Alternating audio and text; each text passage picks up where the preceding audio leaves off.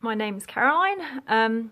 I grew up in England, and England is regarded as a Christian country, so I think I grew up assuming that I knew what Christianity was all about, and thinking, looking around me, that there must be something more than that.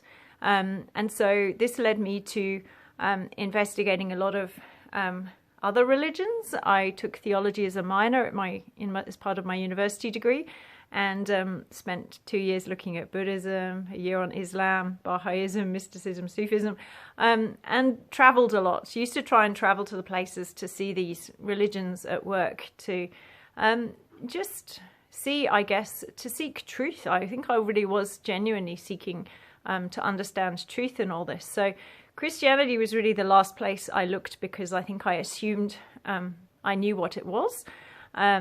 And I didn't think that it made a difference in my life.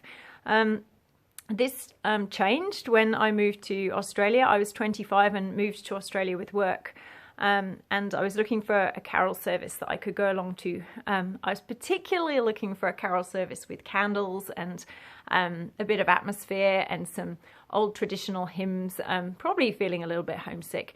And in amongst this search then, it meant that I found a church eventually that was okay and a bit boring, and yeah, I guess it just meant that I knew where one was. And then shortly after that, then a couple of months later, I'd been out drinking with an old boss, and I'd been hungover all weekend, and it had been a beautiful sunny day, which for an English person is awful. I was just beating myself up, thinking I was such an idiot, because you so rarely get those kinds of beautiful days in England, and it just seems such a waste. So by the time it got to Sunday night, my flatmate was going back to the pub and asked if I wanted to go out, and I was ready to go out again but didn't want to go back to the pub, so I thought I'll go to that church. And just really thinking that what else is open on a Sunday night? Just the pubs and the church, I guess. So I wandered down to the church, and they were signing up for a weekend away, which was actually the following weekend. And yeah, I just thought, oh look, there's all these people who are all clean, they're non-drinkers probably, and it was up in the Blue Mountains, and I'd never been to the Blue Mountains before. They were saying there'd be bushwalking, and that sounded interesting for an English person. And I just had thought, these clean people, this clean air, this is what I need to do. So I signed up for this weekend away. The following week, when it came round to going on there, then I was a bit reluctant, and I was very late for my lift, but my lift was even later for me, so I ended up going up there. And it was a kind of Christian sort of church big get-together thing, and the theme was on eternity. So I think the first thing that struck me when I was there is that everybody around me seemed passionate about not being necessarily alive just now, but they had this sense of continuity, that they were standing in eternity and were looking forward even more so to not being alive on this earth in this normal physical sense, but yeah, it almost looked like they were looking forward to being dead. And this was really odd for me to feel in the minority in this kind of context.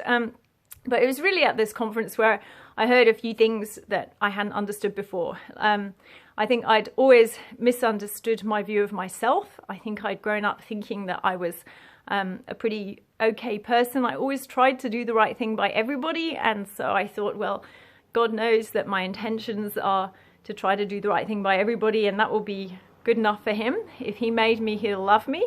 And at that conference then, there was a guy who said, look, if you've missed the bus by 20 minutes or 20 seconds, you've missed the bus. And he said that just to point out that we all have sinned and fall short of a perfect God. We can't come close to him because he's perfect and we're not.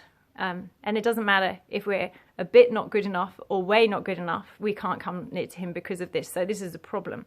And the other thing that was really kind of, I guess, came into focus was that the person of Jesus, I'd always assumed he was a man, and that he was a teacher, and that he died an unjust death. I think I knew that much.